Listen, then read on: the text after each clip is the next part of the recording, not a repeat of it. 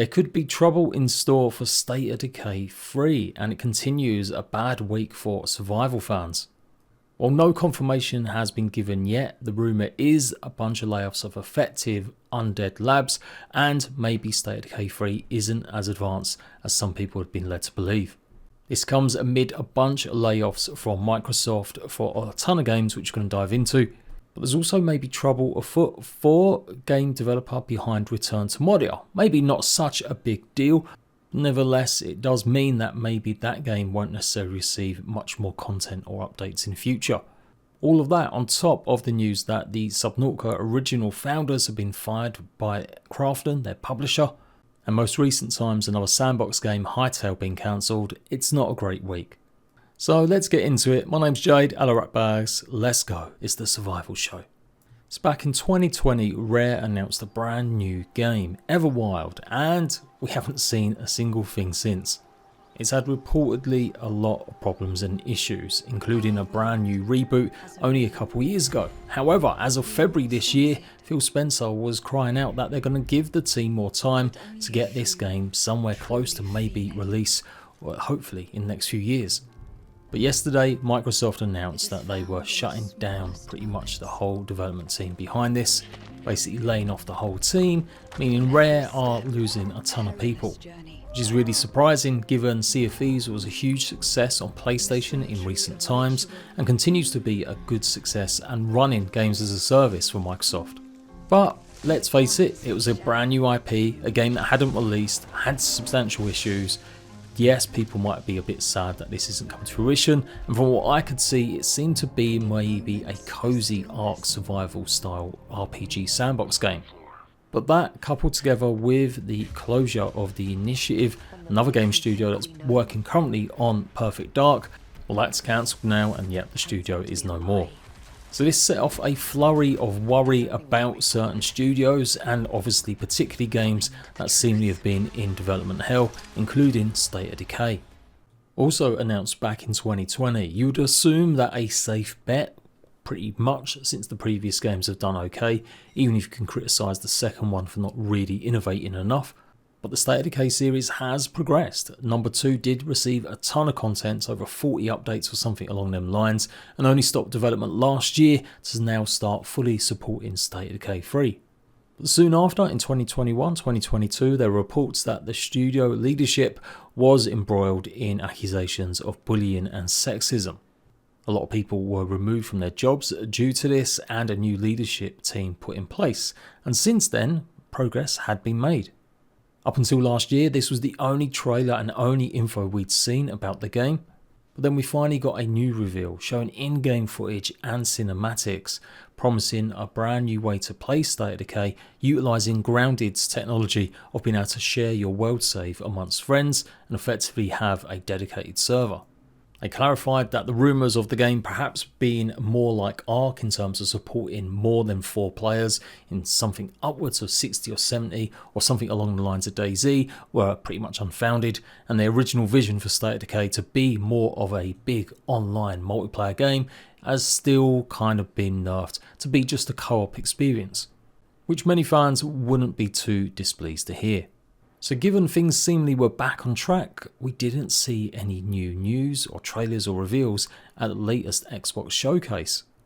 With apparently a release date maybe of next year, it seemed strange not to see any more further looks at the game. And this became even more worrying yesterday when, amidst all the layoff news coming from different studios, Ethan Gatch, a reporter for Kotaku, says that Undead Labs have had significant layoffs. But was an evolving situation with the staff basically being calendared in to be spoken to about whether or not they have their jobs still.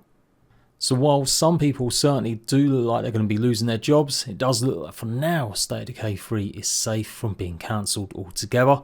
According to Jez Corden, one of the people behind the Windows Central gaming site and a lot of insider knowledge, he hasn't heard anything to that effect that it's actually been cancelled. Although he does state that this is only talking about this quarter, who knows what Microsoft are going to do next quarter.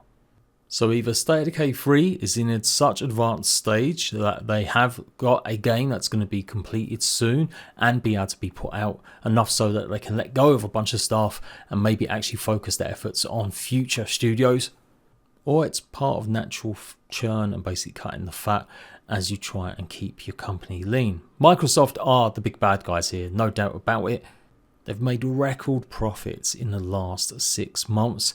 So the validity for some of this stuff is definitely not all there, apart from maybe some of the games that we hadn't actually ever seen, especially things like Perfect Dark and Everwild fully.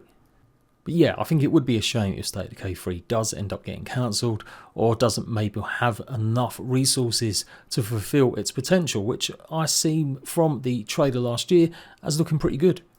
It was a relatively small studio when they made State of Decay 2 after being bought out by Microsoft.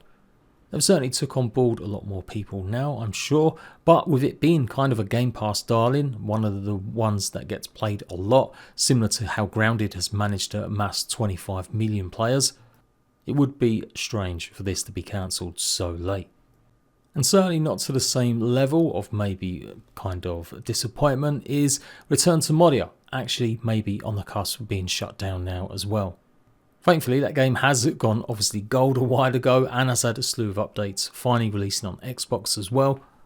According to reports from LinkedIn, pretty much the whole studio, Free Range Games, has been more or less let go after having its funding basically pulled by North Beach Games, the publishers.